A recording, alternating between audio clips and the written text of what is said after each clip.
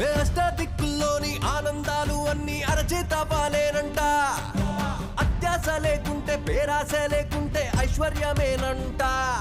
అరే కొన్నాళ్ళు ఎండలు కొన్నాళ్ళు వానలు వస్తుంటే చాలంట